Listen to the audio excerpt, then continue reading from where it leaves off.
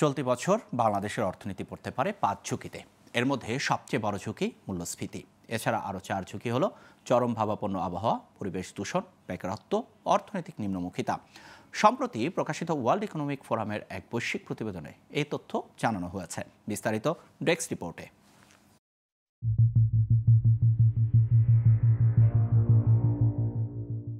বিশ্বের বিভিন্ন দেশের অর্থনীতি কতখানি শক্তিশালী বা দুর্বল হচ্ছে তা নিয়ে প্রতিবছরই পূর্বাভাস দিয়ে আসছে ওয়ার্ল্ড ইকোনমিক ফোরাম WEF।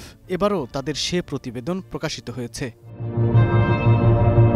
এই প্রতিবেদনে বলা হয় 2025 সালের দক্ষিণ এশিয়ার দেশগুলোর অর্থনীতির জন্য ঝুঁকিপূর্ণ কয়েকটি বিষয়। এগুলো হচ্ছে চরমভাবাপন্ন আবহাওয়া, বিশেষ করে বন্যা ও উচ্চ তাপমাত্রা ও দূষণ।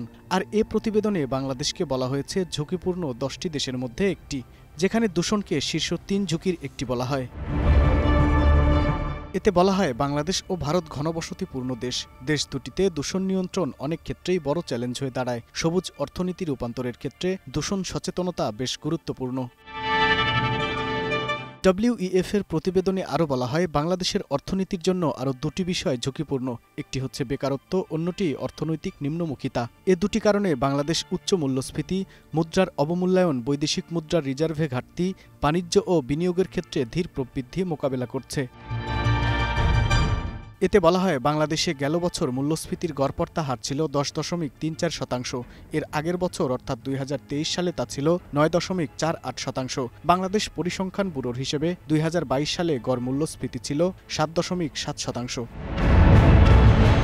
প্রতিবেদনে বলা হয় জলবায়ুগত, সামাজিক ও অর্থনৈতিক সহ সাম্প্রতিক বছরের জন্য উদ্বেগকে ছাপিয়ে বিশ্বের জন্য সবচেয়ে বড় ঝুঁকি হয়ে দাঁড়াতে পারে রাষ্ট্রভিত্তিক সশস্ত্র সংঘাত। দেশভিত্তিক প্রধান ঝুঁকিগুলো চিহ্নিত করে জরিপ চালায় WEF। এটি অবশ্য ধারণাভিত্তিক জরিপ। অংশগ্রহণকারীদের 34টি ঝুঁকির তালিকা দেয়া হয়, সেখান থেকে তারা 5টি প্রধান ঝুঁকি চিহ্নিত করেন। Global television news desk.